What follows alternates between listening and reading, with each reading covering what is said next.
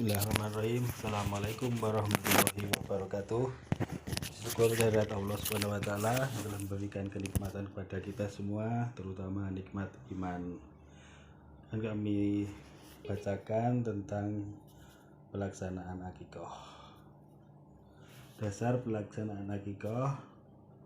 Akikah adalah suatu amalan yang disyariatkan oleh kebanyakan ulama semacam Ibnu Abbas, Ibnu Umar, Aisyah, dan para fuqaha tabi'in dan para ulama di berbagai negeri. Dalil persyariatan akikah adalah sebagai berikut.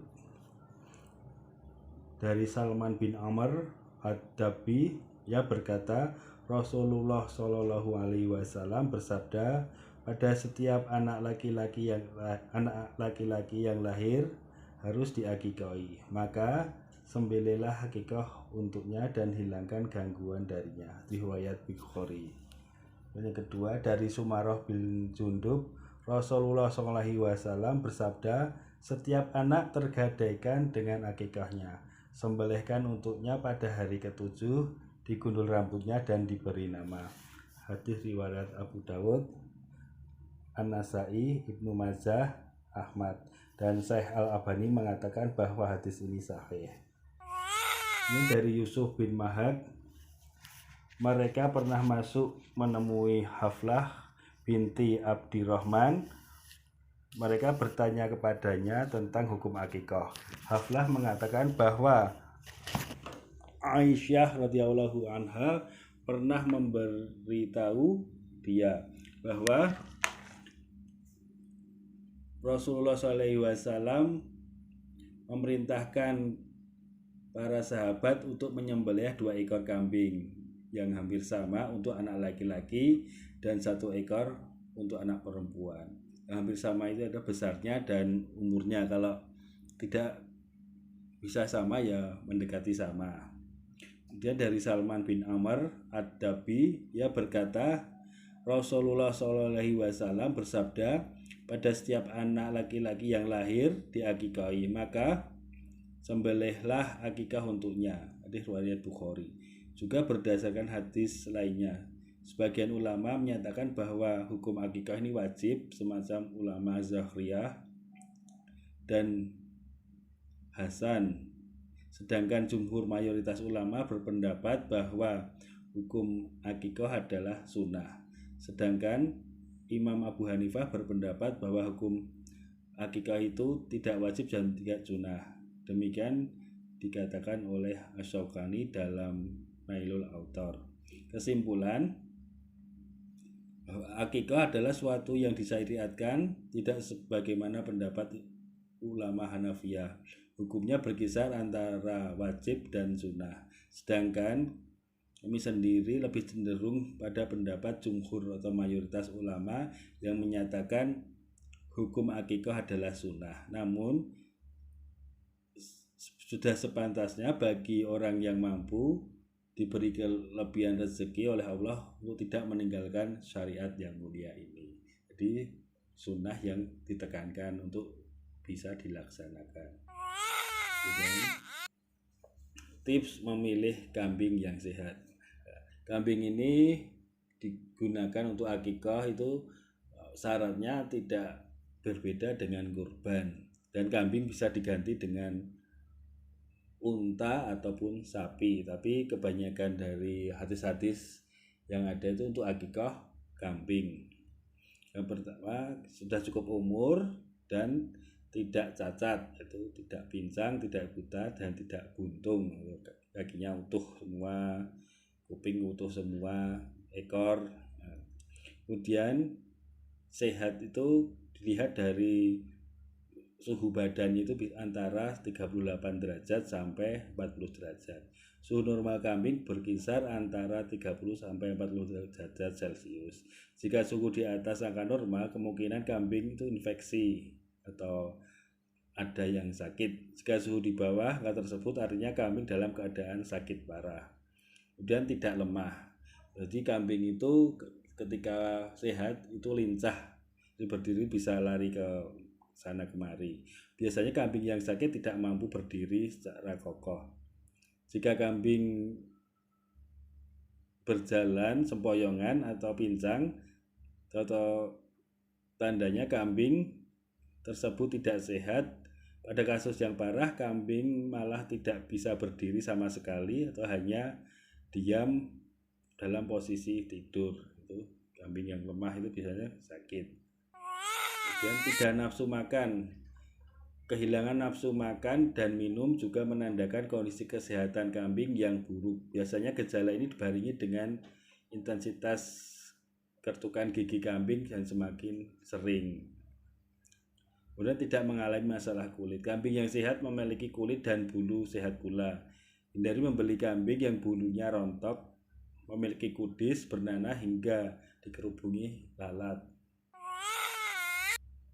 Kambing yang sehat ditandai dengan buang air normal. Kambing yang sakit biasanya mengalami masalah buang air, baik buang air kecil maupun besar. Jika kambing kesulitan buang air kecil, bisa jadi tandanya dehidrasi atau masalah batu ginjal.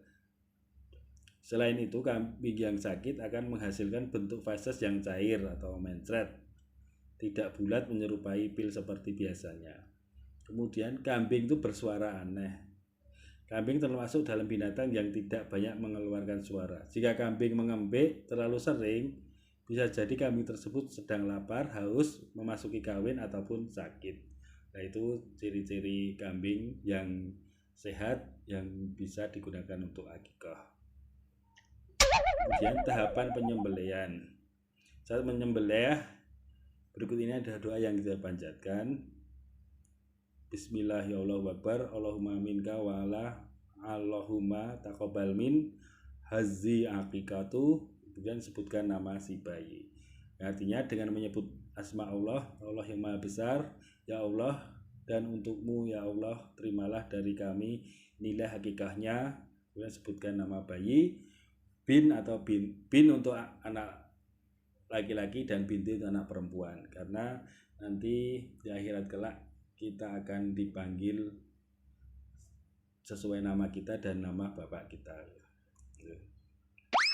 Kemudian rangkaian akikah itu cukur rambut hingga gundul.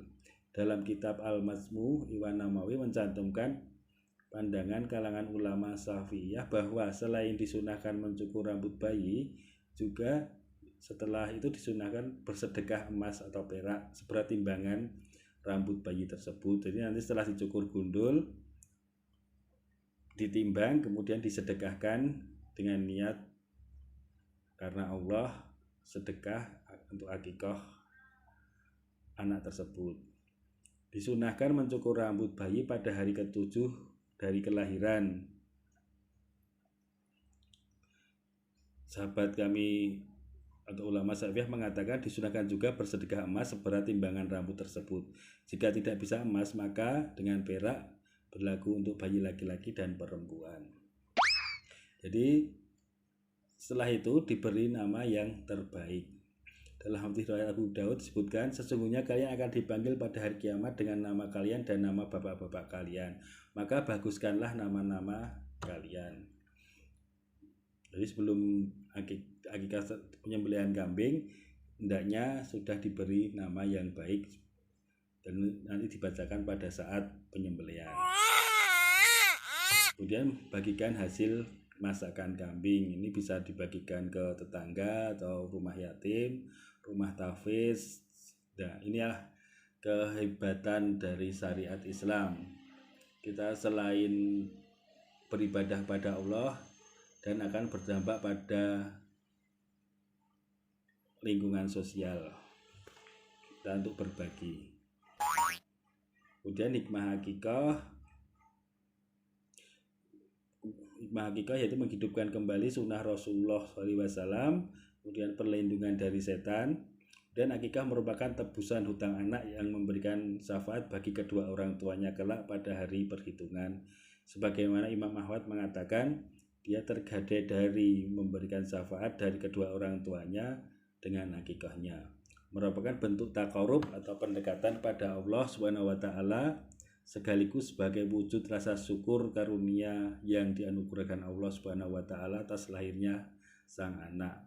Akikah sebagai sarana menampakkan rasa gembira dalam melaksanakan syariat Islam dan bertambahnya keturunan mukmin akan memperbanyak umat Rasulullah SAW pada hari kiamat. Dan akikah memperkuat ukhuwah Islamiyah di antara masyarakat. Alhamdulillah sudah terlaksana akikah, semoga bisa bermanfaat untuk masyarakat dan terciptanya hubungan sosial yang baik, karena Islam mengajarkan hubungan sosial yang baik untuk mengharap ridha Allah Subhanahu wa taala. Terima kasih. Assalamualaikum warahmatullahi wabarakatuh.